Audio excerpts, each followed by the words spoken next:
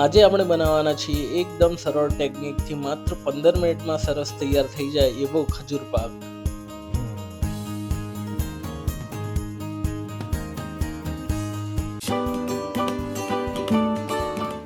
ખજૂર પાક બનાવવા માટે આપણને જોઈશે 100 ગ્રામ પિસ્તા, 100 ગ્રામ કાજુ બદામ, 100 ગ્રામ ઘી, કોપરાનું છીણ લીધું છે 50 ગ્રામ, 20 ગ્રામ ખસખસ, 20 ગ્રામ તકમરીના બી અને 1.5 થી 2 ટીસ્પૂન ઇલાયચી પાવડર। સાથે આપણે અહીં લીધા છે સીડલેસ ડેટ્સ, મતલબ કે સીડલેસ જે ખજૂર આવે છે એ આપણે લીધી છે। એક પેન લઈશું, આપણે 200 ગ્રામ ઘી એમાં એડ કરી લઈશું।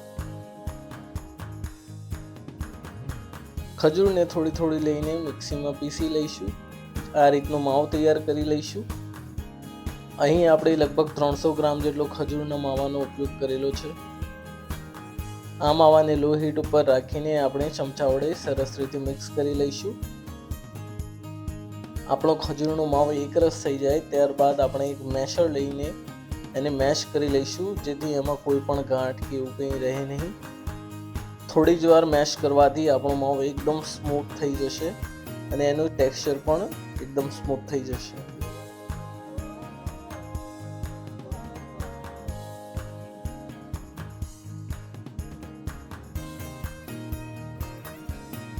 જ્યારે આપણા માવાની કિનારીઓ પર ઘી દેખાવા માંડે, મતલબ કે આપણો સરસ માવો શેકાઈ ગયો છે, તૈયાર થઈ ગયો છે, તો હવે આપણે એમાં બીજા ઇન્ગ્રેડિયન્ટ પણ એડ કરી લઈશું।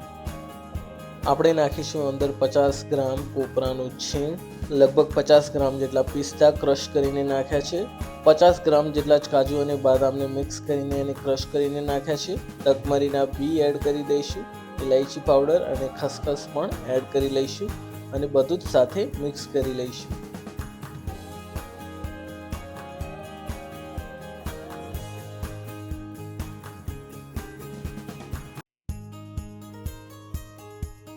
બસ હવે આપણું મિશ્રણ તો તૈયાર છે।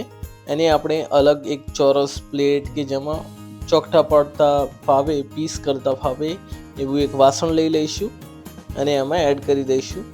ત્યારબાદ આપણે એક આવી થાળી કે પછી નાની વાટકી વડે એને સમતલ કરી લઈશું। જ્યારે આપણું મિશ્રણ ગરમ જ હોય ત્યારે ઉપરથી ગાર્નિશિંગ માટે આપણે તકમરીના બી, ખસખસ પાવડર અને થોડા ડ્રાય ફ્રૂટ્સ એડ કરી દઈશું, જેથી એ સરસ લાગશે દેખાવમાં।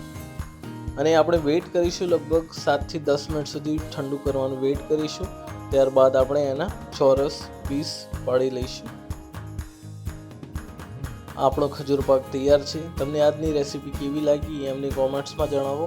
આ વિડીયોને લાઈક કરી દેજો। હાલ સુધી જોવા માટે ધન્યવાદ। આપણે મળીશું નેક્સ્ટ રેસીપીમાં। Thank you, by.